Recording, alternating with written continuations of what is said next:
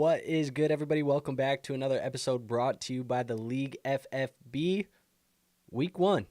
It's in the books, at least for the most part. We got Monday Night Football tonight, but the majority of Week 1 is in the books. And let's just say it was one of the most Week 1s of all of Week 1s. It's very odd, very weird. Lots of stuff to talk about today. We are going to be recapping every game that happened yesterday. If you are looking for a recap for Thursday or Friday, we already did those actually on the Q&As that we did on Friday and Saturday, so you guys can kind of get my thoughts on those videos. But this is going to be the recap for all of Sunday's games. Lots of games to get through, so we're not going to waste too much time. So we got a couple people in the building. Very happy to see you guys in here today. Jake, he says, "What's good, Andrew? What's good, Jake? Hope you're having a good day. Hopefully you won some fantasy football games yesterday." Says my Vikings look good, and that's actually what we're going to talk about first, actually. Cruz says, "I'm just a sad little Giants fan. There's no hope for my team. Sam Darnold looked like Brady." So let's just get into it, man. The first game that I want to talk about here on today's video is going to be this Minnesota Vikings and New York Giants game. So we did have the Vikings. They win this game 28-6. Wasn't necessarily a very competitive game, to say the least, for the most part. Unfortunately, I guess, for Giants fans. For Vikings fans, this is obviously everything that we wanted to see. Sam Darnold leads the way in this one. 19 for 24, 208 yards, 2 touchdowns, an interception, a sack, quarterback rating of 113.2. Now, the thing that looked the most impressive, I think, for Sam Darnold, and I say that almost shocked in a way, because I don't know what the expectation was for Sam Darnold. I didn't have huge, high expectations for him. I was very confident in Coach Kevin O'Connell. I was very confident in the offensive scheme. But Darnold opens up this game. He goes 12 for 12 passing.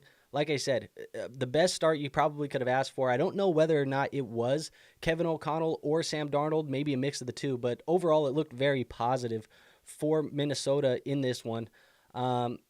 Just looking at the rushing here, you had Aaron Jones. He goes 14 for 94. Ty Chandler goes 8 for 17. Jones is the one who comes away with the touchdown.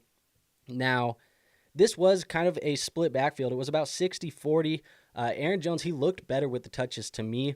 It looks like he is going to be the guy that you want to own. Obviously, we kind of knew that. We were drafting him as such. I always felt like this was going to be a split backfield, and so seeing that, it is going to be that. He's not going to be a bell cow. Aaron Jones is not going to be the bell cow by any means, but he is going to be efficient enough. He is going to have some PPR upside, and obviously there's going to be games here where the Minnesota Vikings are trailing.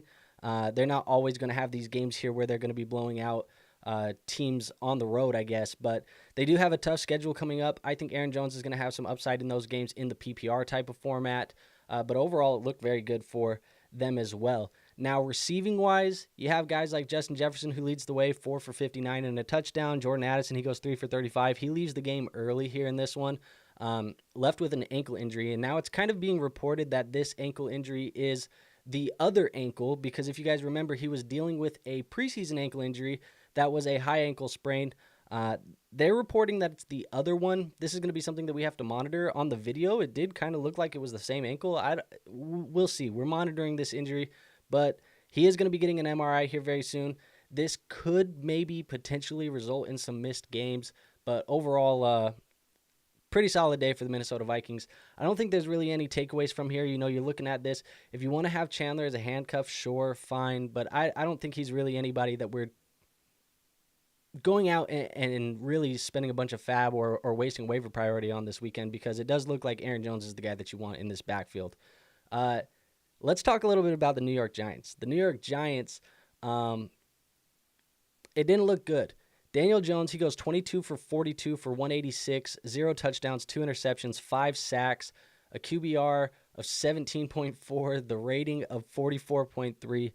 Let's just say Daniel Jones, in the most simplest way possible, Daniel Jones looked horrible. It wasn't good for Daniel Jones. You hope that the days get better here. Now, luckily for Daniel Jones, he does get the Commanders defense next week, which the Commanders defense looked absolutely abysmal. So, if Daniel Jones is going to get it back on track, it is going to be next week. This offensive line here in New York, I know that they addressed it in Hard Knocks. If you watch the offseason Hard Knocks, that was something that they kind of harped on a little bit more, as this was something that they wanted to fix. it still looks horrible. It looked very bad. Now, obviously, that is a very, very solid defensive scheme by Brian Flores. They kind of are all over the place. It's kind of crazy to scheme for that defense that Brian Flores has. He's kind of always been that way. But I do think we're going to need to see a bounce-back game for Daniel Jones here next week. And if they don't get that, it could be very dark days very quickly here for Daniel Jones and the New York Giants. Now, that being said, there is, I think, a couple takeaways here for the New York Giants here. You do have the Malik Neighbors. Malik Neighbors, he goes 5 for 66, had 7 targets. That is about everything we could have asked for from Malik Neighbors. This was kind of the worry I had earlier in the season, was that the quarterback play was going to hold back Malik Neighbors. We obviously know he's an elite talent, and going 5 for 66, that's going to get you enough points in a fantasy football league to keep you afloat. It's not game breaking. There's probably going to be better days, and maybe better days is just next week against those Commanders. But this is kind of the worry, man, with Malik Neighbors. I think it's going to be an issue as long as Daniel Jones is playing quarterback for this team. And I just don't really know what to take away from that other than we're going to want a quarterback change here very quickly. Is Drew Lock going to be the answer? I don't know. But maybe he's better than Daniel Jones for Malik Neighbors and for Malik Neighbors' fantasy value. Maybe. When I look at the other kind of options here, Wan'Dale Robinson having 12 targets, that's interesting. In a PPR league, something to monitor. He wasn't really working that far downfield. He had 6 for 44, but overall, something to monitor, I think, with Wan'Dale Robinson, but this offense is going to be bad, like I mentioned. Devin Singletary in the run game, he's somebody that we kind of can pay attention to. As long as this offense is bad, he's going to have limited upside. But what you like to see is that he played 71% of the snaps. He got only 10 carries, and I think that's really just because they were playing from behind in this matchup. But 71% of the snaps, that is almost bell cow type of numbers. So, you're getting a heavy workload from Devin Singletary. He's somebody that I think has a glimmer of hope in this offense. But other than those guys, really, there's not much to take away from this game other than Daniel Jones looks bad and Sam Darnold overperformed. I see we got Brando in the chat. He says, what up? Rough go for me last night. Look, sometimes you have good ones, sometimes you have bad ones. We'll see what happens. Brett says, Daniel Jones is the best criminal in history. Straight up robbed the New York Giants. And yeah, you can thank Ed Donatel for that, man. Ed Donatel, former defensive coordinator for the Vikings. He almost gifted you that contract, Daniel Jones, because you won a playoff game against our horrible, horrible defense. But it looks like Sam Darnold and Kevin O'Connell come in and get some revenge there. So let's go on to this next game here. I do have the Steelers and the Falcons as the next game here on the schedule. So we'll talk about this game. You see it here. Pittsburgh comes in. I don't think anybody really expected them to win for the most part, but they come in and they win 18-10. They beat the Atlanta Falcons on the road. Obviously, Atlanta is the home team in this one. And let's start with the Pittsburgh Steelers here. We kind of got the late second, maybe surprise start from Justin Fields. I think it was trending that way earlier in the week, and then we got the start for Justin Fields. But he remains a fantasy football option in our leagues, basically just due to the rushing upside that he has. Now, obviously, the day passing, not exactly what you want to see. I think that's always going to be kind of the conversation with Justin Fields. 17 for 23, 156 yards, 0 touchdowns, 0 interceptions, 2 sacks, quarterback rating of 91.9. Overall, pretty mediocre. But what I liked out of the Justin Fields performance, and obviously he goes in and they get the win, I think a lot of that was due to TJ Watt and the defense that they have there in Pittsburgh. Also just a massive crumble from Kirk Cousins here in Atlanta. But you saw the rushing upside out of Justin Fields, and when I say that, you saw 12 of the 14 carries. You see Justin Fields had 14 carries in this game. That's a lot of carries for a quarterback. 12 of those 14 were designed runs from Arthur Smith. So it was in the game plan that they wanted Justin Fields to go in and run the football, and that was a priority for them. So I thought that was positive to see that out of Justin Fields. If you ask Mike Tomlin, he says, he's going to tell you who the starting quarterback is on Tuesday. I don't know. Did Justin Fields do enough to remain the starter? Maybe he did. They got the win. That's positive for Justin Fields. But obviously, 156 and 0, Your offense was kind of stale for the most part. They kicked a lot of field goals in this one. I don't know. We'll see what happens with Justin Fields, but this is going to be something to monitor as the week goes on. Now, looking at the receiving game here for Pittsburgh, you did have George Pickens. He gets 6 receptions for 85 yards, no touchdowns, but 7 targets. One thing that I thought was very, very positive out of George Pickens was he saw a 31.8% target share, and the average depth of target was 15.5 yards. So for George Pickens in fantasy football, we had a player who was getting a massive target share, and the targets were downfield. So we're not only getting the big plays, but we're getting the volume as well with George Pickens. It may not have showed up on the stat sheet here in week 1. That is something to keep a major eye on as the following weeks progress, because that type of player can win you a fantasy football championship. Somebody who has that massive of a target share, works that far downfield, if they're getting into the end zone and things like that, we're talking about a breakout player. George Pickens, that is exactly what you want to see if you drafted him in your fantasy football leagues. So keep an eye on George Pickens. Freiermuth, he goes 4 for 27. Other than that, there's really not much in the receiving game that we want to look at. But the one more thing for the Pittsburgh Steelers side of the football that we should look at is Najee Harris. Now look at Najee Harris's carries. He had 20 carries in this game to Jaylen Warren's 2. This is why I've been talking about Najee Harris over the entirety of the offseason for the most part. Now I get it. Jaylen Warren, you could say that there was a preseason injury and we were a little bit worried about Jaylen Warren's health. And in fact, in my weekly rankings this week, I did have Jaylen Warren a little bit lower than probably the ECR, the expert consensus ranking, based on the health of Jaylen Warren. But you could also make the argument that there were 2 full-go healthy practices that he had to end the week. Fully healthy, full participant, and then he comes in this week and he gets out-touched by Cordarrelle Patterson, and Najee Harris gets the bulk of the workload. I think that's very positive for a guy like Najee Harris. Maybe not so positive sign for Jaylen Warren. Obviously, this is not anything where in week 1 we are going to be making a drastic decision based off of that, but that's something to file away, man. If you have Jaylen Warren and you go out next week as well, maybe another week of full participant practices, it seems like he's healthy, and then you go out and you get another week where he's getting 2 carries or being in the same type of conversation as Cordarrelle Patterson, it could very well just be a Najee Harris workload type of season, and that would be exactly what you want to see if you have Najee Harris on your fantasy football teams. See, we got a couple questions in here. Not a couple questions, but really we just have Brett who says, Steelers was an underdog I liked yesterday. Too much hype in Atlanta.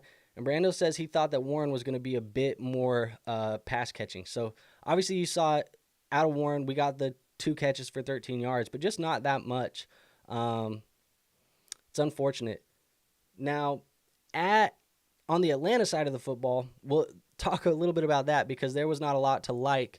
Look, if you just ask me, now don't take this part of what I'm about to say as me disliking Kirk Cousins. I like Kirk Cousins because obviously, there is no bitterness for me and Kirk Cousins in this world of me being a Vikings fan and him being in Atlanta. But you look at what this team did yesterday, it very much looks like a team that is a new coaching staff, a new quarterback, a new scheme, new everything. They have a lot of wrinkles that they need to iron out of this offense and out of this team as a whole. And Kirk Cousins last night or yesterday morning, I guess for the most part, really didn't look like he was ready or recovered from this injury of the Achilles. He kind of looked like a statue out there. And the thing that I found the most disturbing of this performance was he looked like he was crumbling under pressure from the Steelers defense. Now, keep in mind, TJ Watt, he is a future Hall of Famer. He is a guy who's probably going to be in the running for Defensive Player of the Year again this year, and he was making it known that he was a force to be reckoned with yesterday. Incredible performance from TJ Watt. That being said, Kirk Cousins had 5 for 10 for 71 yards, 2 interceptions, and 4 sacks when he was under pressure yesterday. That is horrific. That is horrible when you're under the pressure of Kirk Cousins. So not what we wanted to see.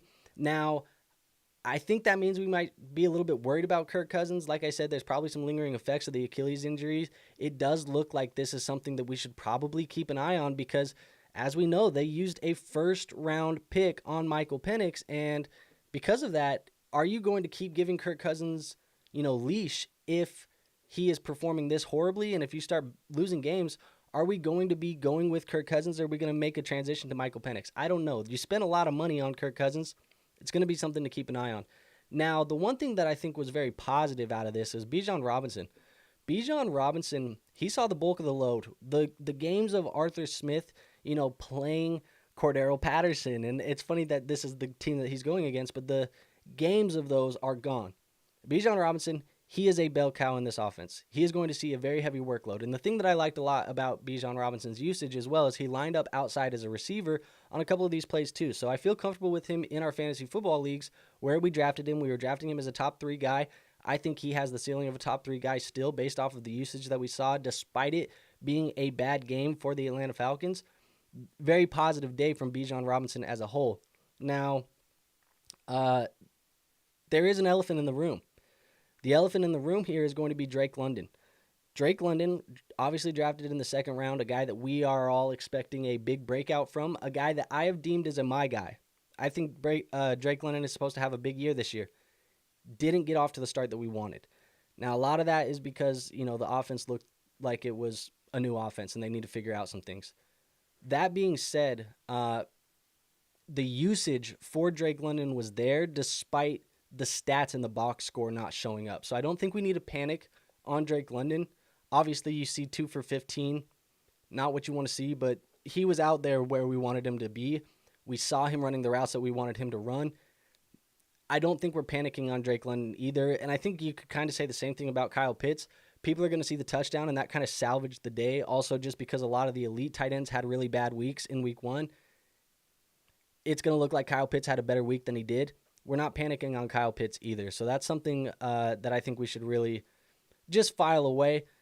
Keep it noted, but we're not panicking on these guys yet. So if people in your league are trying to buy Drake London and buy Kyle Pitts and buy these guys off of your rosters on the cheap, I'm not selling these guys for cheap. I'm not doing that. It's week 1. Crazy stuff happens. Give it a little bit of time. We're not panicking on that yet. Now, Brett says, seems like a lot of the stars looked a little rusty and was a knock off the rust week. A lot of those stars didn't play in the preseason either, really. And that's kind of the takeaway for me as well, man. Like, it looked like these guys haven't played football this offseason, and a lot of them haven't. That's kind of the way that it's going to be now. You have week 1 and week 2. It's kind of the preseason weeks for a lot of these stars. So I think we need to take that into account and be patient with them as well. So that's kind of I think that's kind of all the takeaways that we have here for the Pittsburgh and the Atlanta game. But we'll move on to the next one here. Let's go to what do I have next on tap? Cardinals and Buffalo. So let's go into this game.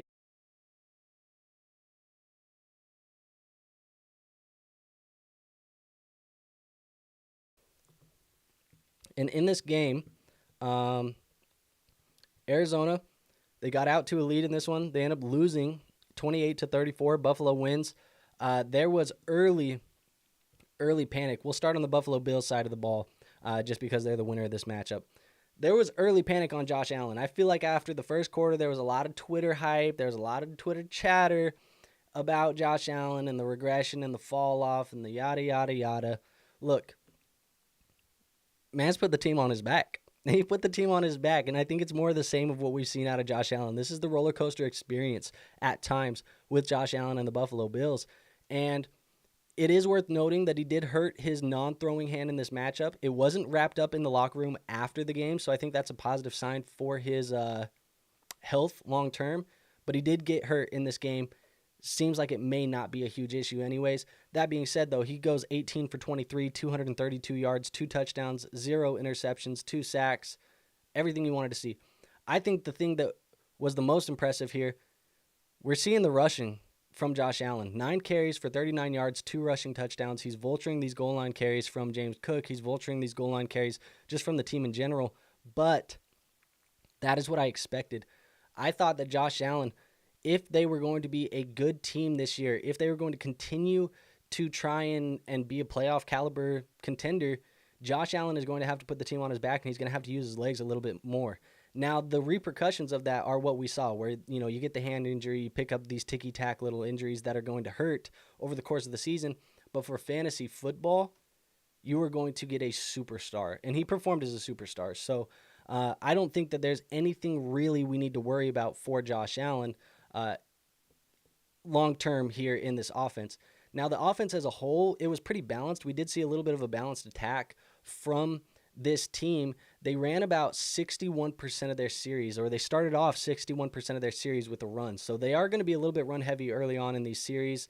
That is a little bit expected, especially after what we saw down the stretch last season. Now, as far as receiving goes, and I see we already kind of have a little bit of the chat. Brando's saying, Kincaid was non-existent. As far as the receiving goes, the ball was spread around a lot. It was spread around a lot. Josh Allen was finding a lot of these guys. We saw some Keon Coleman. We saw Shakir. We saw Matt Collins, Dawson Knox. MVS was getting targets. We saw a lot of guys being used in this offense, and I think that's going to kind of be the way that it's going to be for the early part of the season until they figure out who their playmakers are. Now, obviously, we do think that Dalton Kincaid is one of those playmakers. Keon Coleman, he leads the way, actually. 4 receptions for 51 yards on 5 targets. Very positive for Keon Coleman, a guy that I haven't been high on. That is what you want to see out of your rookie. Week 1, come in, lead the way in a comeback victory. That's what you want to see. I like that out of Keon Coleman. But the thing with Dalton Kincaid, I've seen a lot of people in the Discord already asking me, hey, Andrew, what do I do with Dalton Kincaid? Should I start him next week? Should I trade Dalton Kincaid? The answer is no. No, you should not be panicking. No, you should not be benching Dalton Kincaid. No, you should not be panicking on Dalton Kincaid. A weird game. Very weird game. In fact, a weird week for the elite tight end. For those of us who drafted Mark Andrews, Travis Kelce, Dalton Kincaid, even Trey McBride and some of these other guys. We'll get into Trey McBride here. Very weird week. The elite tight ends, they just didn't perform. Whatever. We have two Saints tight ends here this week that are going to be top 5 fantasy football scorers pending tonight's game. Very weird week.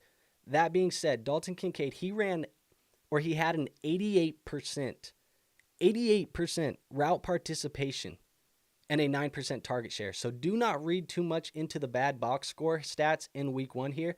That 88% route participation, that is elite. That is exactly what you want to see. The targets, they didn't come. That 9% target share, it is what it is. They come and go. That's the way it's going to be. A little bit inconsistent, I think, from him being looked at. That'll change as the season goes on, as they get more comfortable in this offense. But the route participation, 88%, that is elite. That is what you want to see. Now, Brett says, it's week 1, should have gone into the week with tempered expectations. Of course, we all want to win, but it was ugly as hell all around. Brando says, hopefully Kittle pops off for me tonight. Look, we need one of the elite tight ends to perform. Going into Arizona's side of this game, I think one of the key takeaways is Kyler Murray's back, man. Kyler Murray was 21 for 31. He went 162-1. Obviously, the offense kind of sputtered in the second half. He started it off, it was 17-10 going into halftime. But Kyler Murray, we saw what we wanted to see. The rushing yards, he had 5 carries for 57 yards. He looked good. He looks healthy. I think this offense also is going to have to learn how they're playing with new playmakers in Marvin Harrison Jr. in this offense. You have some other guys in here as well. But that being said, very, very positive day, I think, for Kyler Murray. We don't need to read too much into it. I want to talk about James Conner. James Conner, he goes out 16 carries for 50 yards and a touchdown. He also puts together 3 receptions for 33 yards on 4 targets.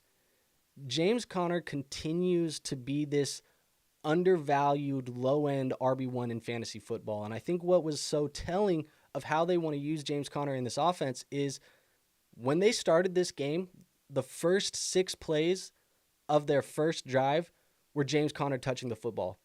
Start the game, get the football in your hands. Conner. That was the game plan. And then he also touched not only the 6 first plays from scrimmage for the Arizona Cardinals, but 8 of their first plays in their first drive. So I think they're going to lean on Conner a lot. This is going to be a guy that I think he's flying under the radar in week 1. I think a lot of people are looking at, the box score for James Conner, and he performed well. We made actually James Conner a start of the week this week on the channel. I think in a PPR format, he's scored something like 16 points. I'd say that was a good call on the start of the week for James Conner, but I still think he's not getting enough recognition this week. Maybe somebody that if you need some running back help, you can go kind of trade for him on the low in one of your leagues if people are not hip to what James Conner has done here in week 1 and what he's going to continue to do throughout the course of the season. Now, that being said, Trey Benson, it's not what we wanted to see. You know, he's definitely just a handcuff right now. And in fact, we saw a little bit more Amari DiMercato than I wanted to see. If you drafted Benson, you probably got to hold on to him for another week or two just to see what happens. But if DiMercato continues to be used as like a receiver in this offense and continues to be used as a secondary piece, it could be bad news for a guy like Trey Benson here in year 1 for the Arizona Cardinals. Now, let's go to the receiving, because the receiving is something that I think we need to talk about a little bit. Marvin Harrison Jr., you know, he goes out, he puts a little bit of a stinker in week 1. Unfortunate. I'm just not panicking on this. This is something I'm not panicking about. You see, he went 1 for 4. He had 3 targets. He was open on the last play. Kyler Murray was under pressure. He missed Marvin Harrison Jr. It's kind of tough to do that when you're under pressure as well. Greg Rousseau was having a really good game. That being said, don't panic on Marvin Harrison Jr. If you drafted him likely in the early second round. You're going to be holding on to him. Let's not make any drastic decisions because I think it's going to come here down the line. Now, keep in mind, Justin Jefferson, his rookie season, he didn't start off very hot either. It was about week 3 where Justin Jefferson took off. I'm not saying that Marvin Harrison Jr. is going to be Justin Jefferson.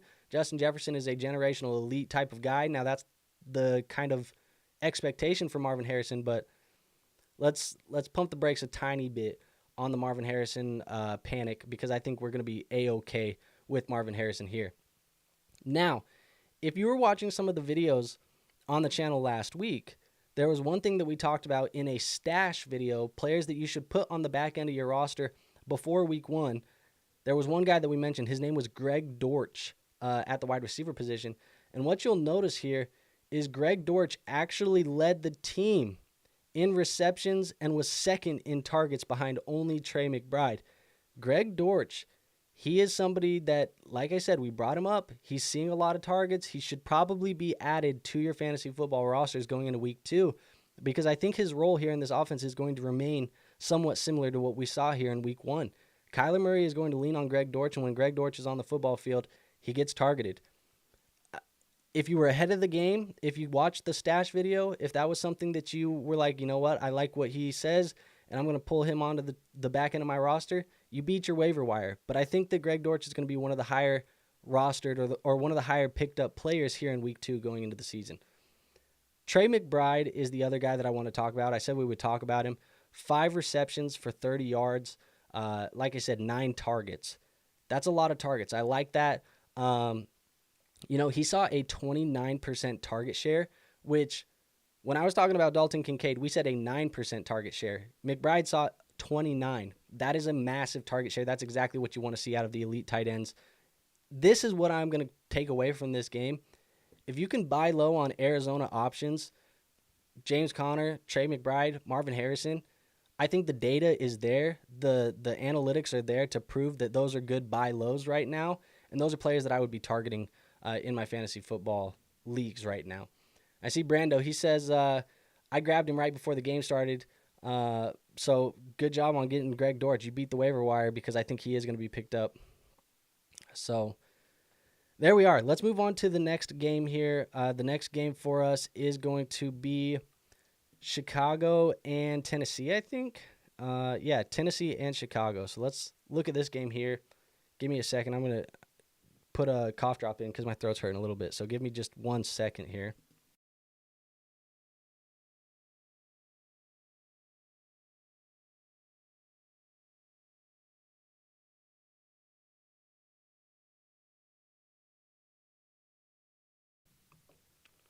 Alrighty. So, yeah, this is the game that we have. You see here, Chicago, they end up winning this one. I don't know how, man. I don't know how they ended up winning this game. It was a fumble, a collapse by Tennessee. It was a very weird game. 17-24 is the score. Now, Going into halftime, it was 17-0. Tennessee goes unanswered in the second half.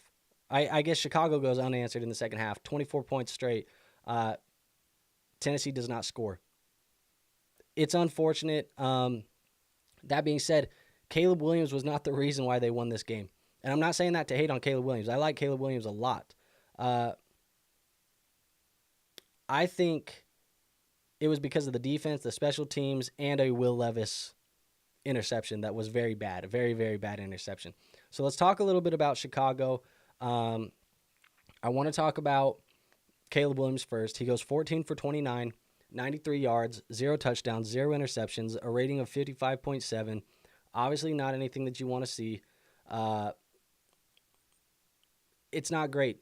Only one pass beyond 10 yards was completed for Caleb Williams, with virtually nothing completed over the middle of the field. But the interior defensive line for Tennessee, it's good. They have Simmons, they have Sweat. It's a good defensive line on the interior, but obviously the number one player in the NFL draft, Caleb Williams, you cannot do that. One pass beyond 10 yards being completed, nothing over the middle of the field, 93 yards, 0 touchdowns. This is not good. That's not good. You cannot do that, Caleb Williams. Now, that being said, sorry if you guys hear this cough drop. I apologize, but like I said, I got to do it because otherwise I'm going to be coughing and sipping water the whole time, so bear with me. But that being said, this was a very, very dysfunctional offensive play calling from Shane Waldron. And we kind of saw some of this BS from Waldron in Seattle last year. It's coming over to Chicago, it looks like. And obviously week 1, so we're not overreacting too much. But this is what I mean when I say the dysfunctional offensive play calling from Shane Waldron. Here's a couple crazy things that I pulled away from this game. Velus Jones saw more carries than Khalil Herbert. Travis Homer saw the same amount of carries as Khalil Herbert. Rome Odunze had 1 catch, and it was from a deflection that popped up in the air, and he caught it himself. Wasn't even actually a target to Rome Odunze, but he had 1 catch. And Cole Kmet ran fewer routes than Gerald Everett in this game. That is dysfunctional. That is not the way you want your offense to look. That is bad. So that being said, we had a couple bad days. Let's look at the rushing here. DeAndre Swift, 10 carries, 30 yards, a long of 20. So really it was 9 carries for 10 yards, and then he had that big, 20-yard run. This is not good, but obviously the bad day and the box score, it's not what you want. He still saw 63% of the snaps. So 63% of the snaps, that's enough that you can feel confident that there's going to be some better days. Hopefully he gets a little bit more involved in the receiving game. He wasn't really targeted in the receiving game. You see 0 receptions for 0 yards. You want to see that change in the future because I think some of what DeAndre Swift does well is as a pass catcher out of the backfield. So you want to see Caleb Williams maybe not do as much with his feet, maybe not scramble as much and try and make the big play downfield and just hit the check down to the running back. That's probably what you want to see. But I think that's definitely a big piece of this Chicago game. Like I said, I'm talking very negative about them. They won the football game. That's probably all that Chicago cares about, but that is not. They didn't necessarily deserve to win that football game. Tennessee lost this game. Chicago didn't win this game. Now let's talk a little bit about the receiving. DJ Moore, 5 receptions, 36 yards. He had 8 targets. That was good. Keenan Allen saw 11 targets. That's a lot of targets for him. Now, he still looked slow. He still kind of looked... he's trying to shed these the fat allegations, the overweight allegations, and he looks slow on the football field. 4 for 29. That said, Keenan Allen, he did suffer an injury in this game, which is worrisome to me because in the preseason he had an injury as well to the foot. The injury report that came out after the game is a little bit vague. Not really sure what to make of it. This is something we need to monitor very closely. But Keenan Allen, he did pick up an injury in this game. So let's move on to the Tennessee Titans side of the football. Not a lot of takeaways, I don't think. But Tennessee, they lean on the run heavily in this matchup. It did look like Tony Pollard was the guy. So Tony Pollard does look like he's going to be their guy. You see he has 16 carries for 82 yards and a touchdown. Tajay Spears, 4 for 21. So they did lean very heavily on Tony Pollard in this matchup. Now, they were up, keep in mind, for the whole first half, like I mentioned, and they were even up, in the third quarter as well. So is that game script? Is that the actual plan? I don't know, because earlier in the offseason, they talked about Tajay Spears and Tony Pollard being a 1A, 1B. This type of usage here, this is not 1A, 1B. This is I have a starter and I have a backup. That's the type of usage that we saw here in Tennessee in this game. So we need to keep an eye on that one. My takeaway from Will Levis is he looked like he gets spooked under pressure. We kind of knew this. He did this at the college level. And when he gets spooked, he tries to make a play. He forced a big mistake, and ultimately it cost him the game. And I think Brett put it in here. There was a meme going around on the internet of Will Levis on his knees, just, hands on his head like this because he knew he threw away the game. Big mistake by Will Levis. Obviously, you don't want to see that.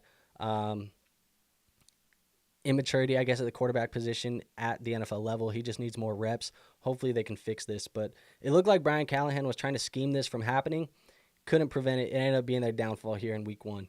I do have a question here from Brando. Brando says, real quick, would you pick up any of my players for Dortch, or would you drop? I guess, would you drop any of my players to pick up Dortch? Taysom Hill, Eckler, Pollard, Mike Williams, Curtis Samuel, or J-Mo? The only one that I would even consider at the moment would maybe be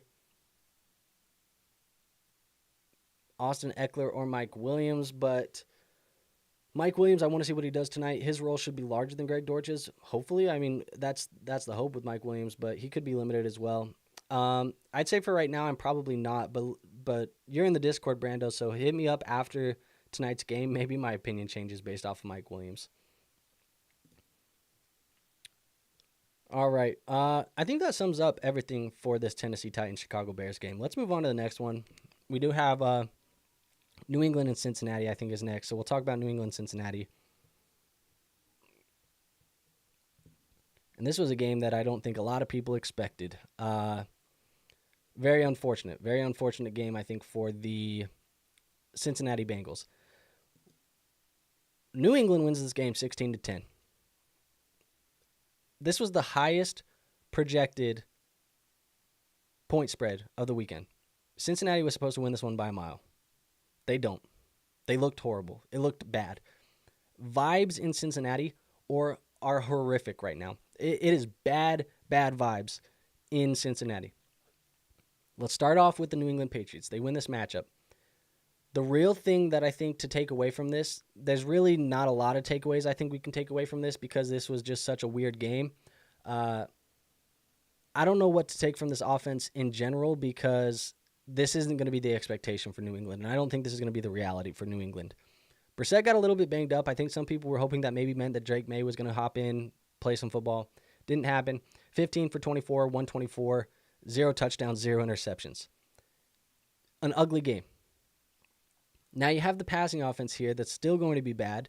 I think it's going to be hard to roster any of the wide receivers on this team until we get Drake May playing quarterback because Jacoby Brissett is just not going to pass for that many yards. But one thing that I took away from this game and what I think is applicable for fantasy football is that Ramondre Stevenson, at the moment, he is a guy that I think I was not high enough on coming into the draft or going into drafts. You see the workload. 25 carries, 120 yards, 1 touchdown. Now, again, this could be game script. This could be part of the game script. But he also had 3 receptions for 6 yards, 3 targets. This is what you want to see, man. He operated as the lead back and soaked up the majority of this offensive output here in week 1. I think this is a guy who's going to be heavily used. And can't remember off the top of my head who they go play in week 2. This is something that I'm monitoring because if he's getting this type of workload, this is something that you need to pay attention to because Ramondre Stevenson is sneaky, and the volume is what you want at the running back position, and he's getting the volume right now. At least it looks like he's going to get the volume based off of his usage here in week 1. Now, again, I said this is a very weird game. This could not be the norm, and that's why we need to just monitor this. But that's something that I took away from the Pat side of the football. Outside of that, Austin Hooper's your leading wide receiver. Tyquan Thornton's there. KJ Osborne. We don't want any of these guys for fantasy football, man. This is still a bad football team. Don't be fooled by week 1. This is still a bad football team. Cincinnati Bengals. Let's talk a little bit about this because Jamar Chase doesn't get the contract extension. He doesn't get the contract extension that he's been asking for, and because of that, he picks up a sick tag going into the weekend. Yeah, I'd be sick of not getting paid as well. That being said, it looked very much like this offense has not practiced with each other all weekend, all off season, not even all weekend, all off season. It's not a good look for the Bengals. And we've also had rumors of Joe Burrow having this lingering wrist injury and not looking 100%. And then you go out there and you put out 21 for 29 on 164, 0 touchdowns, 0 interceptions, 3 sacks. Is this injury still something that is bothering Joe Burrow? It very well could be. And it's worrisome to me, I think, for the most part. So I am just getting bad vibes from Cincinnati at the moment. Probably not feeling very good if I have Joe Burrow on my roster. Probably not feeling very good if I have Jamar Chase on my roster at the moment. T. Higgins, which I do have a lot of T. Higgins on my rosters, not feeling great. That being said, let's see what happens week 2. But the vibes are not good here in Cincinnati at the moment. I guess what else can we talk about for Cincinnati? Let's talk about the running backs, because I think that was the one takeaway that actually had some positives from it. You do have Zach Moss here. Zach Moss gets 9 carries for 44 yards and a touchdown. He was also used in the passing game, 2 for 17. It was a little bit better, more efficient, I guess, than Chase Brown, which we expect to kind of be the pass-catching guy. But to me, the usage that we saw in week 1, Zach Moss is the guy. Zach Moss is the guy that you want to own in this backfield. He was used in receiving situations. He was used in 2-minute drill. And that being said, I think that makes Chase Brown a change of pace back and a handcuff option. And if this offense looks like this the rest of the year, not a very good handcuff option, because this is not a good offense, as it showed in week 1. It can get better. We expect it to get better. We hope it gets better. But what we saw in week 1 was not good. So I think the takeaway right now is that Zach Moss is the guy you want to own. Chase Brown is not the guy that you want to have in the backfield right now. At least right now, like I said. So there we go. Space and Field says Moss is RB1. And yeah, man, for the Cincinnati Bengals, he is the RB1. So that is what we have from that Cincinnati Bengals game. Let's move on to the next game here. I do have the Houston Texans and the Indianapolis Colts up on tap. This was a good game as well. Box Skull. Let's start with the Houston Texans, because they end up winning this game 29-27 on the road. A good game. Honestly, a very good game. I think we expected this to be a good game, but I think it's even better than what we expected for the most part. CJ Stroud goes out there. Oh, interesting. I did not see this news yet. Brett says Rome getting an MRI on his knee. Yeah, I just actually got that from Ian Rappaport. MRI for Rome. Not good. Man, that's tough. We'll keep our eye on that and see what comes of that. Make sure you subscribe to the channel. That way, you catch that news when it does come out. Let's go back to this Houston Texans game. I think, obviously, we got what we wanted out of C.J. Stroud. 24 for 32, 234, 2 touchdowns. This is what you wanted. He took a little bit more sacks than I think we wanted to see him take. Whatever. The big part of this, let's start with the running backs. Joe Mixon, 30 carries, 159 yards, 1 touchdown, and used in the receiving game, 3 receptions for 19 yards on 3 targets. Look, guys, I said it in the offseason. Joe Mixon is going to be a bell cow in this offense. 30 carries is absolutely ridiculous. 2.1 yards before contact, before he was even touched. So the blocking in this offense was very good as well. That's why you have a day where you go for 159 and a touchdown. Very, very solid outing for Joe Mixon, and very positive outing for Joe Mixon. If you have Joe Mixon on your fantasy football rosters right now, you are very happy with what happened, because this looks like it could be a very good season for Joe Mixon. He looks good. He looked springy. He looked like he had some juice. I told you guys earlier in the offseason, Cincinnati did not get rid of Joe Mixon because he lost a step. Cincinnati got rid of Joe Mixon because they didn't have the money. You're seeing some issues with the money right now in Cincinnati. Joe Mixon has it, and Joe Mixon is going to be good in this offense. One other thing, we knew that this team was going to play fast. They played very fast. Ran 77 plays in this offense, a ridiculous amount of plays. They ran 77 plays in this game. Now, for the wide receivers, because I think that's going to be a piece that everybody wants to talk about, look at this day from these guys. Let's just talk about the usage at first. Nico Collins and Tank Dell, they worked as the primary outside wide receivers in this offense. Stephon Diggs was in the slot underneath the majority of the time. He was working down. He was working short, and Nico and Tank were working downfield. I think that's going to be the usage that we continue to see.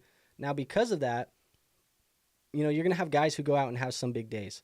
Nico Collins, he goes 6 catches for 117, no touchdown. Tank Dell goes 3 for 40. Diggs goes 6 for 33. He scores 2 touchdowns.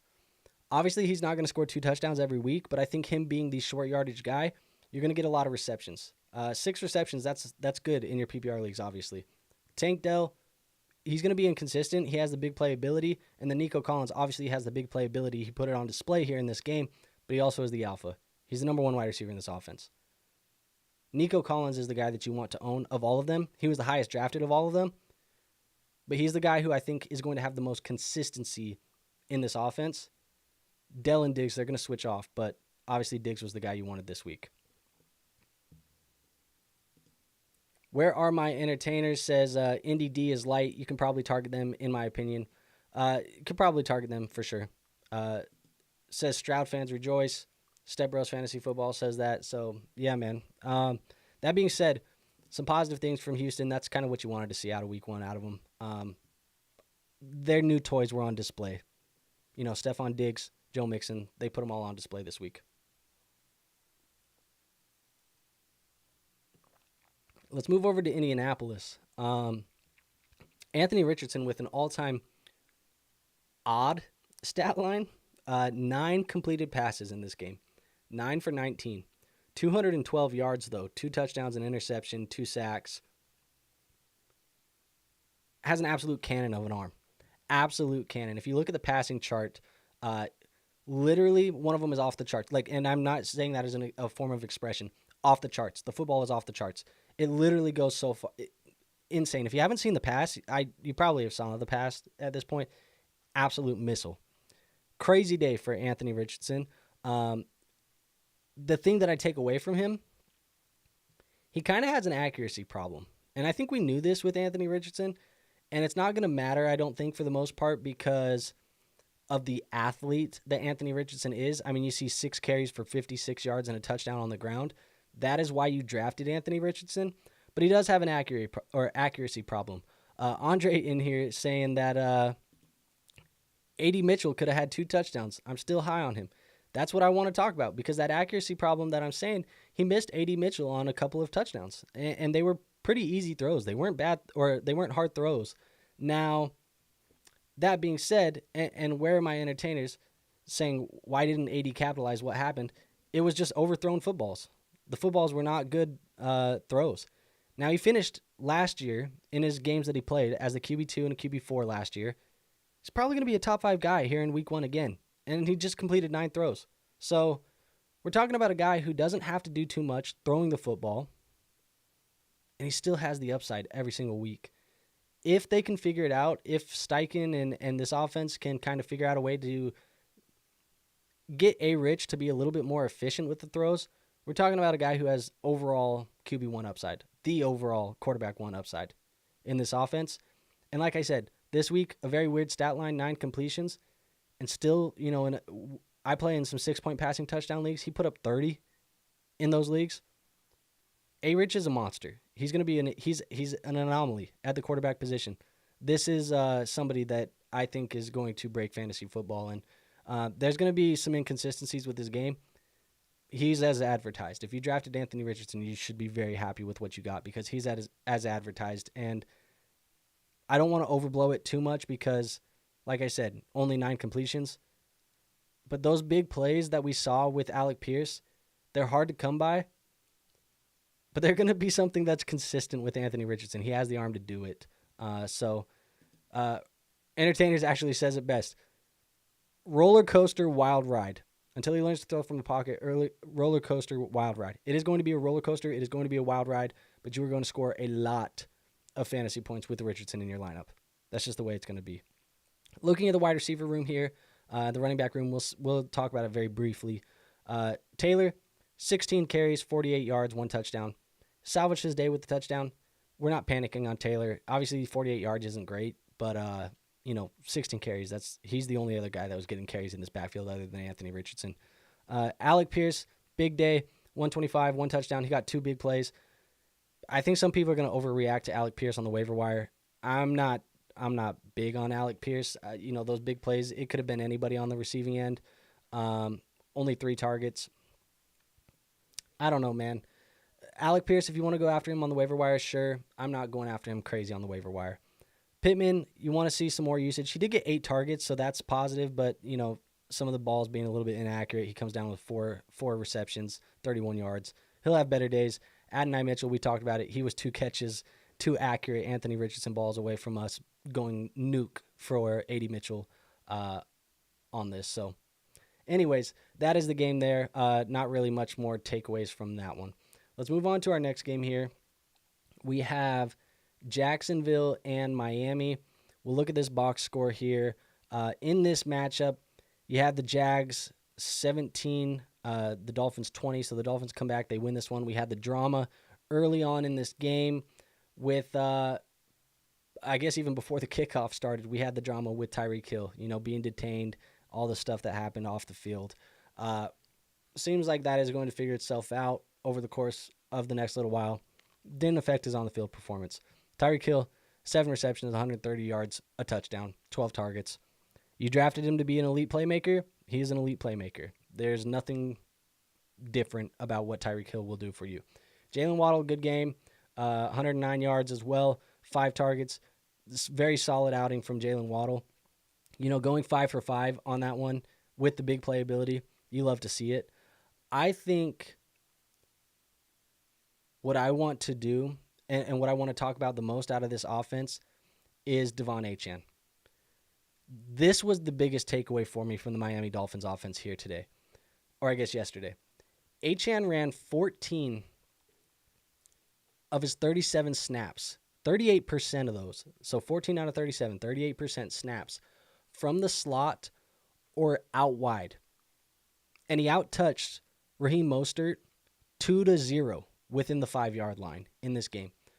Achane is being used as a receiver. He's being used as the running back. And he was used on the goal line over Raheem Mostert in this game as the touchdown goal line back. I say this very lightly, but Devon Achane has the ability with that type of usage. 7 targets in the receiving game as well, by the way, right here. That's more than Jalen Waddle. This type of usage, he has the ability to break fantasy football. We were talking about Anthony Richardson as a game breaker. Devon Achane is the running back version of Anthony Richardson. This is a total game breaker. I thought I was high on Devon Achane coming into the season. Trying not to overreact to week 1. What I have seen out of Achane in week 1 is everything I could have asked for and more. I am ridiculously high on Achane rest of season based off of the usage that we saw right now. I would be shocked if each and every week he is not a guy who has top 3 potential every single week, as long as he is receiving this type of usage. Now, obviously, durability, things like that, they will be concerns. But I do think Devon Achane is a guy, if you can go get him in your fantasy football leagues, I'm willing to send whatever. If it's not Breece Hall, Christian McCaffrey, or Bijan Robinson, if it's not those 3, I would give any other running back in football for Devon Achane at the moment. That is just the way that I'm looking at it. He should be number 4. It should be those 3 and Devon Achane 4th, right behind him. He is going to be so good in this offense with this type of usage. And the reason why is because the Dolphins' offensive line is bad. So the reason why that they're using him so much in the receiving game is because the offensive line got worse. That's part of the reason why Raheem Mostert didn't look that good, and obviously also part of the reason why Mostert didn't look good is because Jeff Wilson was being involved in this game as well. He was being spelled in. But because the offensive line is bad, they're resorting to more short yardage situations where they're passing the football and they're putting a lot more motion. So Achane is in motion a lot more. So they're using him that way. That is something that is so valuable for fantasy football, especially in the PPR league, that I think Achane needs to be a number 1. Like, if you have a trade for target in fantasy football right now, and I'm talking about, like, you will buy high, I'm willing to buy high on Devon Achane. He's a guy that I want in my leagues. So, that being said, Entertainer says, expect Achane to miss a handful of games. Still worth it. Still worth it. Absolutely. Taylor says, got Achane at the 5-5 in my redraft league. Yeah, that is incredible value, and you are laughing at the bank right now. So that being said, let's talk about the Jacksonville Jaguars. There's some stuff to talk about on here as well. Trevor Lawrence, he goes 12 for 21, 162, 1 touchdown, 3 sacks.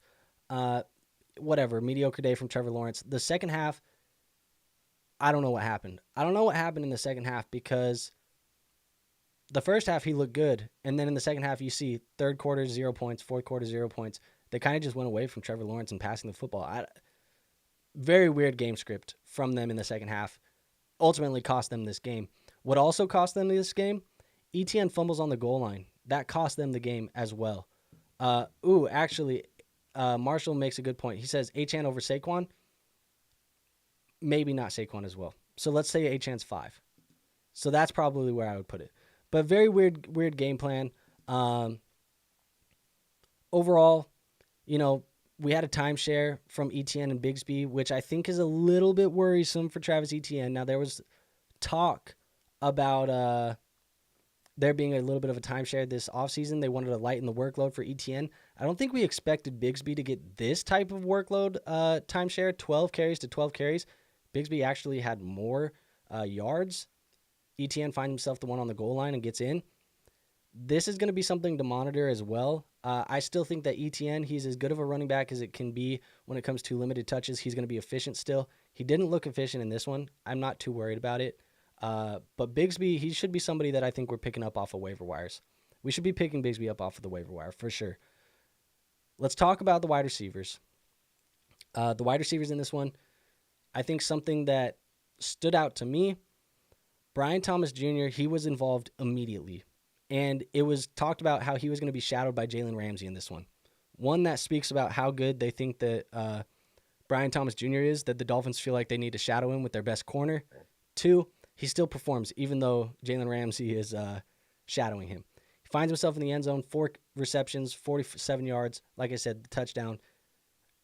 Very, very positive things from Brian Thomas Jr. If you have him in a dynasty league, if you drafted him in redraft where you drafted him at his ADP, this is very positive signs, and I think BTJ is going to stand out as the true number 1 wide receiver in this offense very quickly. It's not going to take too much time. He is going to be as advertised, at least is what it looks like in this game. Obviously, we still need to see some more to know for certain. The one thing that was very worrisome for me from a receiving standpoint is let's look at Christian Kirk and let's look at Evan Engram. Christian Kirk, 1 reception for 30 yards on 4 targets. Engram, 1 reception for 5 yards on 4 targets. There was already some worry about Christian Kirk and Evan Engram in general, just because when you look at the splits last year, especially for Engram, when you look at the splits with Christian Kirk last year, Engram did not really perform that well. Now, Christian Kirk back on the field, Engram did not perform that well. Christian Kirk also kind of overshadowed by Gabe Davis and Brian Thomas in this one, working as that slot wide receiver, the 3rd wide receiver, and in 2 wide receiver sets not being on the football field, it was Gabe Davis and Brian Thomas Jr. That usage kind of worries me from both of these guys. So I'm going to monitor this. Obviously, we only have the 1 week, and it was a very weird game script in the second half, as I mentioned. So we'll keep an eye on that. But you don't want to see that, especially when you have these flags already where we're saying, hey, it looked weird last year when Christian Kirk was off the field, and then Christian Kirk comes back on the field and Evan Engram looks like that. Not great. That being said, I think there's really nothing else to talk about in this game here. But if you have Brian Thomas Jr., you're happy. If you have Tank Bigsby or you're going to go pick up Tank Bigsby on the waiver wire, it's probably a good idea. I will say, too, target Jalen Wright on the waiver wire just as a stash. Don't spend a lot of fab on him. Don't, waste priority on Jalen Wright. But both Achane and Mostert picked up little ticky-tack injuries. I don't really know if it's going to mess with them at all for the week. But I think, what's his name? Jalen Wright should be picked up just in case. Stepbro says, I said earlier this offseason Gabe Davis and BTJ were 1 and 2. Yeah, I mean, just from a usage standpoint, they both looked exactly the way that you would expect. Brian Thomas is the X. Z is going to be Gabe Davis. I think we all expected the slot to be Christian Kirk. Yeah, so let's move on to this next one here. Next game on our agenda is Panthers-Saints. Talk about this game here. And this is going to be a long episode. We're going to do this every week. a little bit long, so bear with me. But I think we're a little bit past the halfway point. Here we go. In this one, it really wasn't a competitive game. And actually, there's not too much to talk about in this game, so that one should go quick. Carolina 10, New Orleans Saints 47. Look, I said earlier in the week, this one was going to be a boring game because there shouldn't be a lot of points. And I was wrong, and I was right. It was a boring one, but there was a lot of points. It was a boring game, but there was a lot of points. The Saints stomped them. That said, it wasn't competitive. Derek Carr looked solid, but we need to keep in mind that this is a very bad defense. Plus, he just wasn't pressured. So this game is kind of an anomaly from Derek Carr. He went 19 for 23, 200 yards, 3 touchdowns. This is not going to be the norm for Derek Carr. Do not get too excited about Derek Carr. Olave wasn't necessary in this game. You see, he goes 2 catches for 11 yards on 2 targets. Wasn't even necessary. The game got out of hand very quickly. It's just, I don't know. They didn't need him. Didn't even have to look his way 90% of the game. That being said, there's not really much to take away. Like I said, it was weird. They leaned on the run. Kamara, Williams, out of hand very quickly. Jake Haener even got into the game. That tells you what we needed to know. So there you go. That being said, with the Panthers, Bryce Young looked horrible. It's actually kind of scary. It's actually very scary. It makes me worry about his dynasty value. We talked about a potential second-year leap with Dave Canales. There was a lot of concern from me. I talked about Bryce Young in the preseason. Why did he not get preseason snaps? I didn't like that. It looked like he needed some preseason snaps in this game here today. He needed some preseason snaps because he looked like shit, just being honest. Last year, this Panthers defense was ranked 32nd in pressure rate, and that was with Brian Burns and Derek Brown. Now they're both potentially not going to be with the team for the remainder of the season. Obviously, Brian Burns, he's in New York.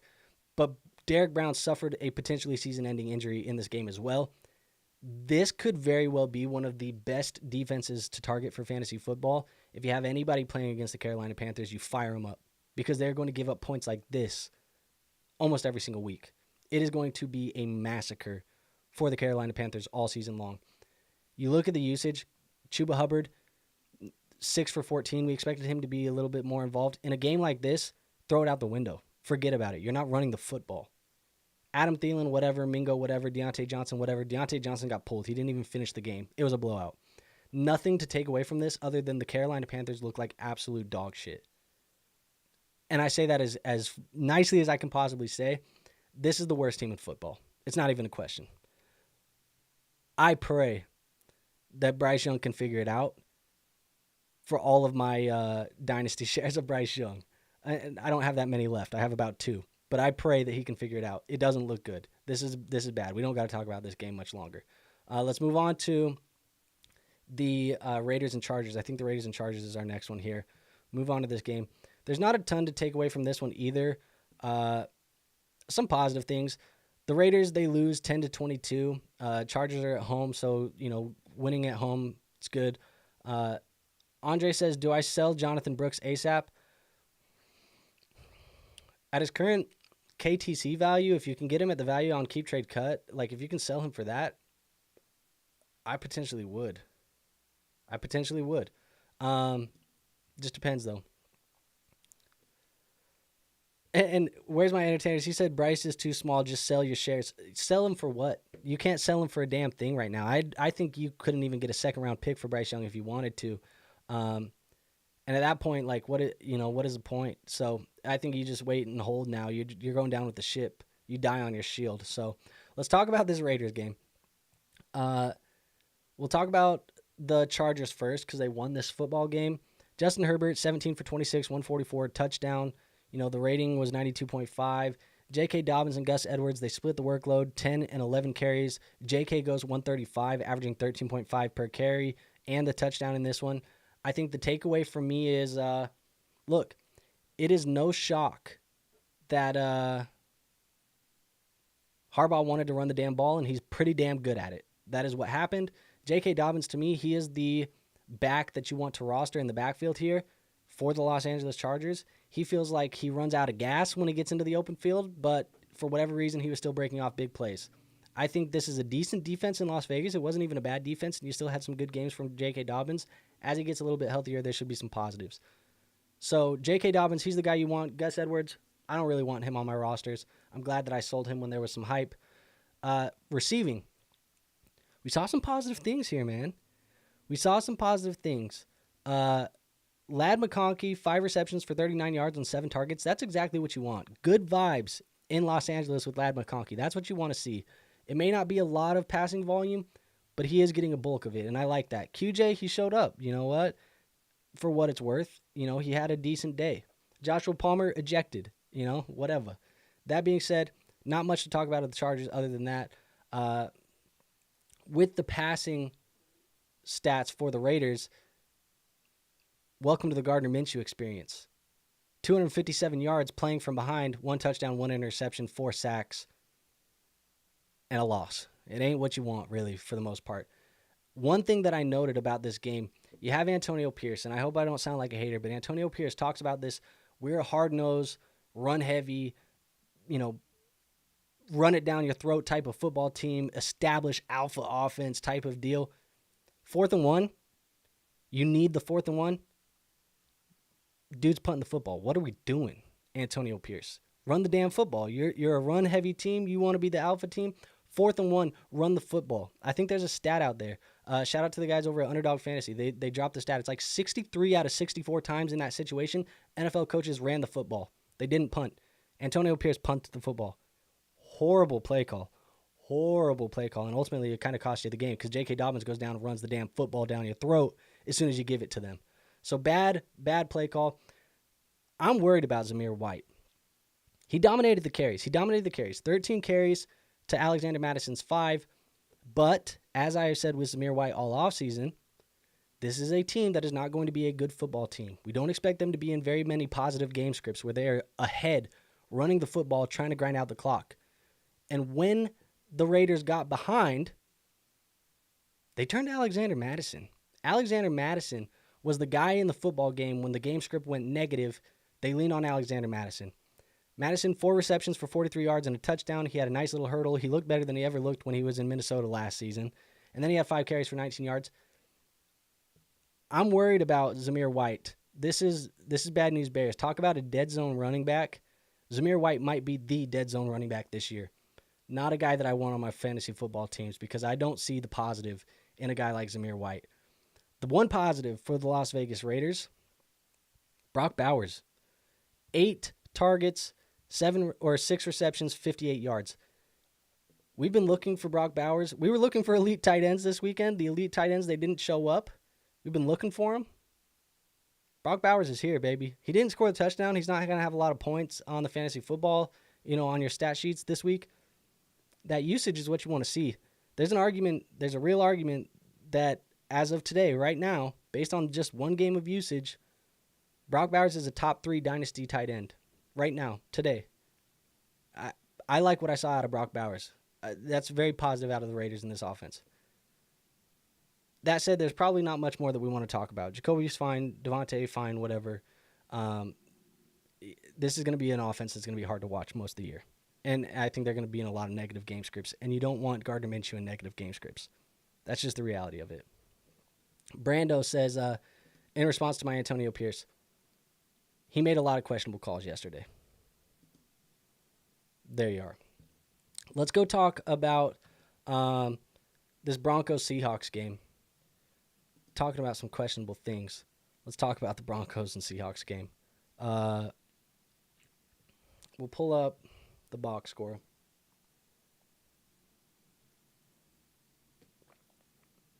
In this one, Denver loses the game 20-26 to Seattle. Takeaways here. Let's start with the Seahawks. Geno goes 18 for 25, 171, 1 touchdown, 1 interception. Whatever. Average day.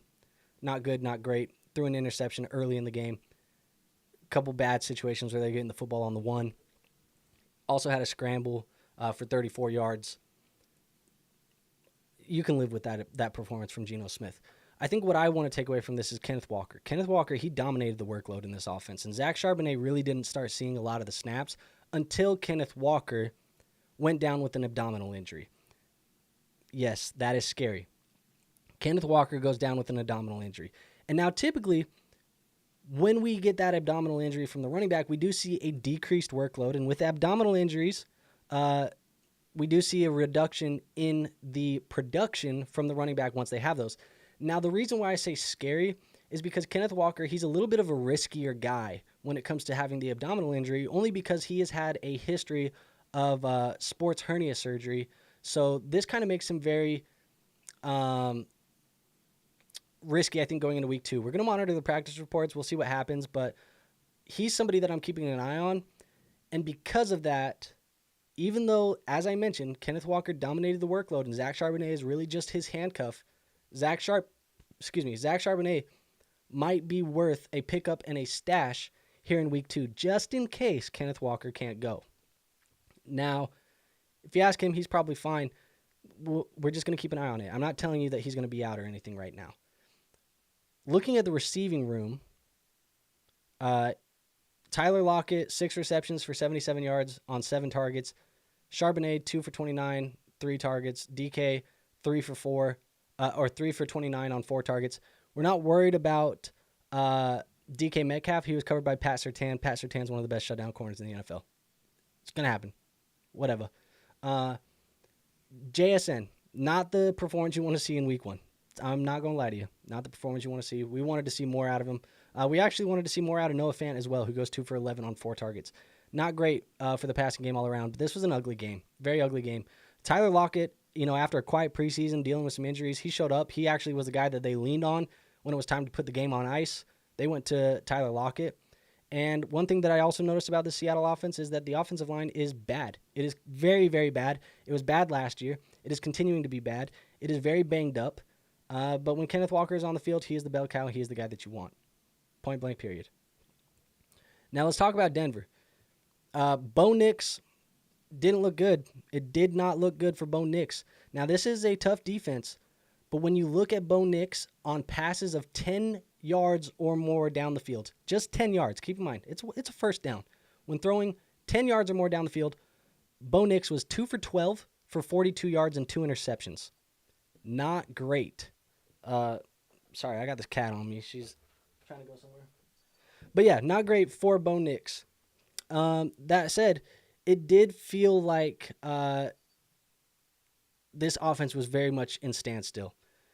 Josh Reynolds kind of leads the way, 5 receptions for 45 yards on 8 targets, but Courtland Sutton, he had 12 targets. That's what you want to see. The problem is that this offense isn't going to be good. It's going to be a team that's playing from behind a lot of the year. Courtland Sutton, he might be a PPR guy if he can catch, come down with more than 4 of those 12 targets. This offense is bad, man. It's very bad. And to me, in the run game, we were all expecting kind of Javonte to be this bell cow. At least most people were expecting or projecting Javonte to be a bell cow.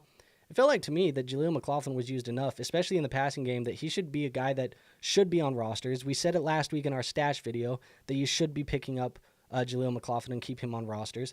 And it proved it here in this game because Javonte was not used that much in the receiving game. You had McLaughlin, who ended up getting 5 catches for 1 yard, but he had 5 targets. In a PPR format, when you're catching 5 footballs, even if it's 1 yard, those are going to break your way eventually.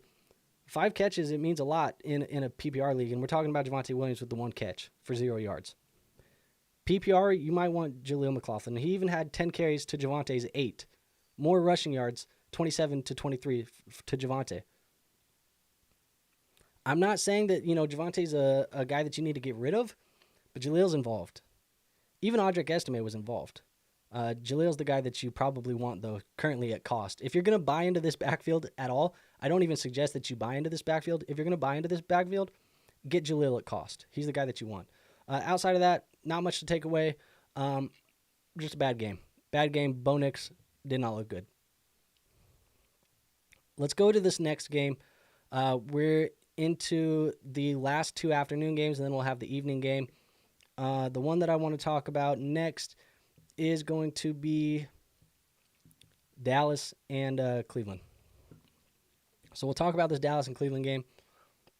33-17 is the score. Dallas wins this one. Right before kickoff, Sorry, I'm trying not to like crunch this cough drop in the microphone in your ears. Dak Prescott extended right before kickoff.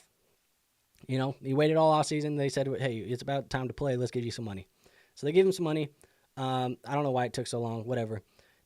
Goes out 19 for 32, 179, 1 touchdown, 3 sacks. Like I said, this game wasn't that competitive. Deshaun Watson looked horrible. Was under a lot of pressure. This Cowboys defense under Mike Zimmer, I think it's going to be very, very good. But that being said, Dak didn't have to do too much. Takeaways from this game, specifically in the run game, Zeke, to me, he was the 1A. He looked like the 1A in this backfield. There was a lot of Rico Dowdle hype, and he actually kind of looked okay. I'm not going to lie. Zeke looked all right against a pretty tough Cleveland Browns defense. And so he's probably the running back that I want to own in this backfield moving forward. Both of these guys are going to be involved. Like I said, it's going to be a 1A, 1B situation, but I think Zeke is kind of the guy that you want to have, at least as of right now. When it comes to the receiving, CD led the way, 10 targets, 5 receptions, 61 yards. That's expected. We don't got to talk about CD Lamb. Brandon Cooks kind of showed up. 4 receptions, 40 yards, a touchdown, 7 targets. I think one thing that we need to monitor moving forward, because keep in mind, Jake Ferguson went down in this game. He was injured. It has come out since then. It is being reported as an MCL sprain, a bone bruise, and it is currently being reported as a week-to-week injury. So he may miss some time. If he misses some time, I think Brandon Cooks is a fantastic plug-and-play streaming option in your flex moving forward. As long as Jake Ferguson is not on the football field, because Brandon Cooks looked all right, man. He looks like a true number 2 wide receiver. We knew this about Brandon Cooks for the most part. I think, a lot of questions were about age and how much juice he had left. He looks like a number 2. He looks worthy of being number 2. So Brandon Cooks, I like him as a streaming option. If Jake Ferguson is out for a majority of the next couple of weeks, 2 weeks or so, whatever it may be for Jake Ferguson. Not even guaranteed he misses time. He may put a brace on that thing and say, screw it, let's do it. But let's talk about Cleveland. Like I said, Deshaun Watson didn't look good. Under a lot of pressure in this game. I felt like the accuracy was bad. I felt like the arm strength looked horrible. It looked like he couldn't throw the football really that deep. He goes 24 for 45 for 169, an average of 3.8 yards, 1 touchdown, 2 interceptions, 6 sacks. It was not a good day. Not a good day for Deshaun Watson. That's not the Deshaun Watson that you wanted to see come out in week 1 if you are buying into the Deshaun Watson bounce back narrative that has been floating for 2 years now. I think the reality about this is if this keeps happening, the offense is going to keep getting condensed. They're going to keep working short of the line of scrimmage.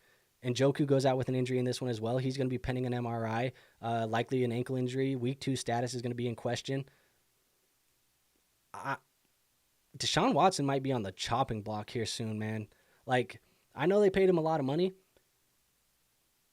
The offense doesn't look good. It doesn't look good with Deshaun Watson. If it continues to not look good, it's bad for him, especially considering that last year you plugged Joe Flacco into the offense and the offense just lights up all of a sudden when Deshaun Watson is not on the field. You got guys like Jameis Winston on the roster. I don't know, man. I'm very nervous about Deshaun Watson. Deshaun Watson is somebody that I do not want to touch. That said, the receiving, Njoku led the way when he was on the field before he went down. Judy finds the end zone. Amari Cooper didn't get that good of a day, but he was being shadowed in this matchup. And like I said, the passing game wasn't good. So not a lot to take away from. What I do like, Jerome Ford, he's the bell cow in this offense. He's the safety valve for Watson at times. He was used in the receiving game as well. 6 receptions for 25 yards on 7 targets. You love to see that. That being said, Jerome Ford, 12 carries, 44 yards, and a touchdown as well. Jerome Ford's sneaky. As long as this offense looks like this, Jerome Ford is going to be good, man. He's going to be a plug and play in your flex and your running back 2 option. It's going to be a safe floor Jerome Ford moving forward. He is the one bright part that I think we saw out of this offense here in week 1. So let's move on to this next game here. We do have 2 more to get to. We'll talk about Washington and Tampa Bay right now. Washington and Tampa Bay is the game where the Commanders, they end up losing this one 20-37.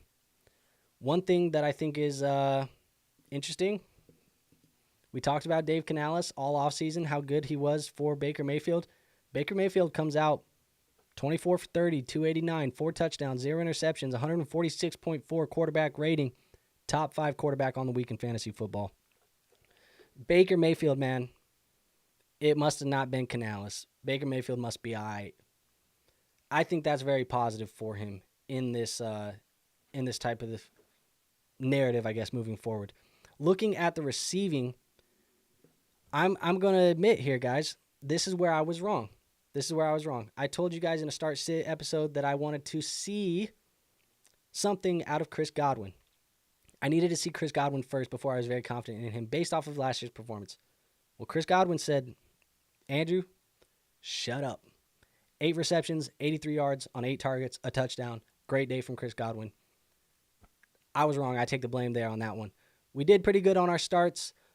We said David Montgomery was a start. We said David Montgomery was a start. We said Cooper Kupp was a must start. We said Stephon Diggs was a must start. We said James Conner was a must start. I think we did very good on all of our starts. The sit we missed on Chris Godwin. I apologize.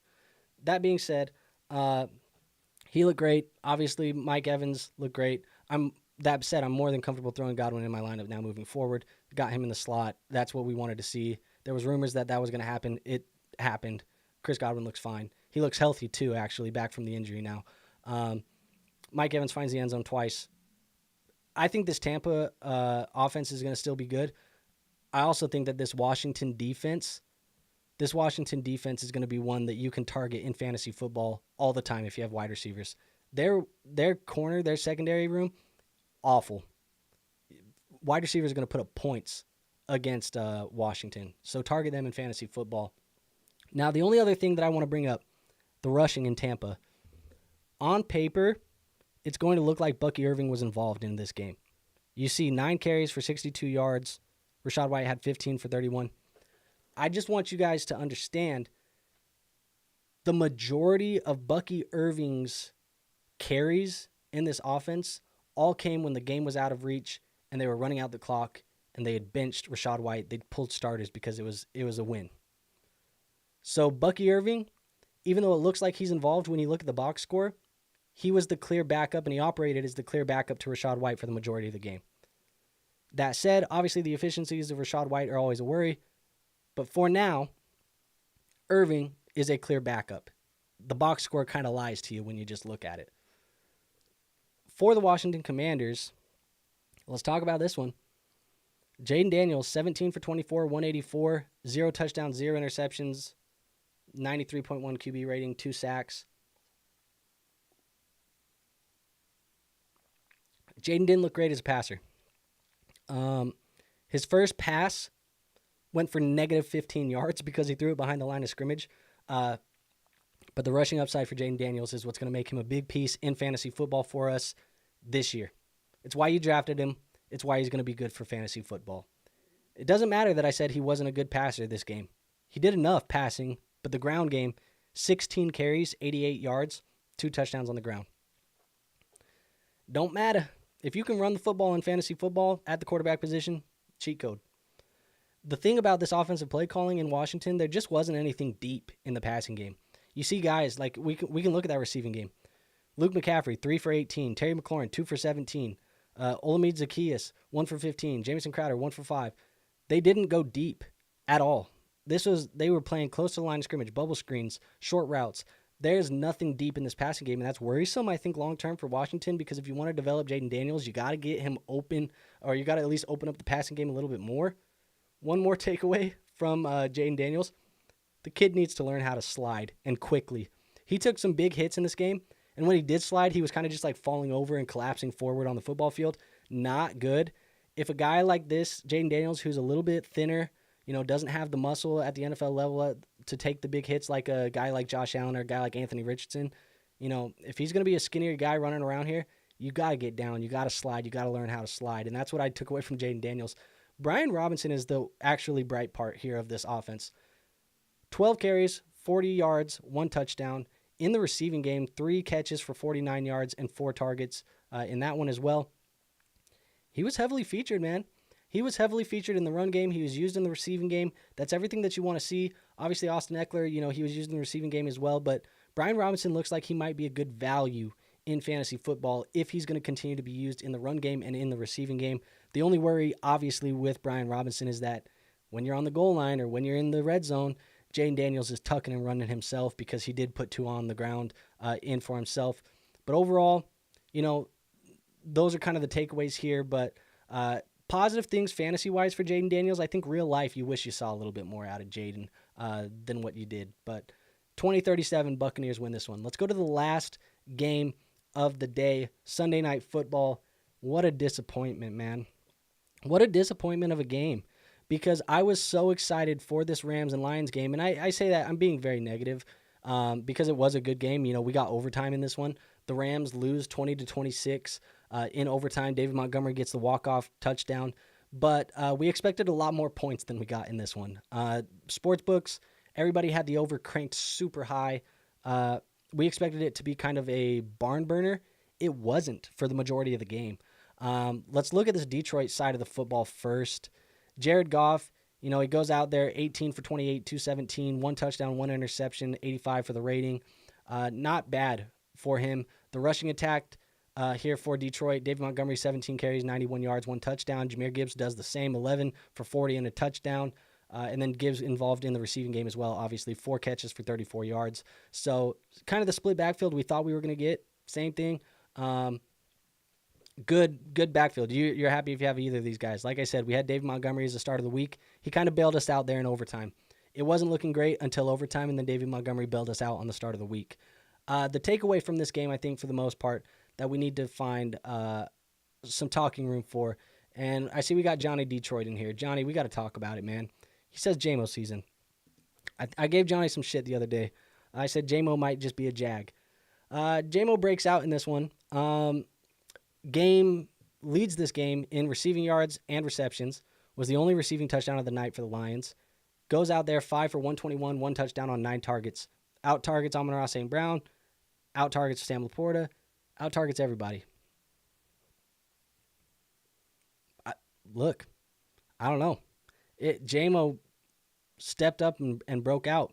A couple big plays in there for Jameson Williams. Obviously, he had a long of 52. That's much longer than anybody else in this football game. I guess outside of Tyler Johnson. Tyler Johnson had that big one for 63 yards. But overall, you love what you see out of Jameson Williams in this one. That's what you want to see when you drafted him in the first round. Underwhelming performances from Amon-Ra St. Brown. Underwhelming performance from Sam Laporta. I guess somewhat underwhelming for Sam Laporta in a PPR league. You might have a little bit of salvageable based on how bad the tight ends were this year. We're not panicking on that at all. Amon-Ra, J-Mo broke out. Amon-Ra is still the number 1. We're not worried about that. This offense is loaded. It's just loaded, man. That's the way it's going to be. Let's talk about the Rams, though. Got one more team to talk about here.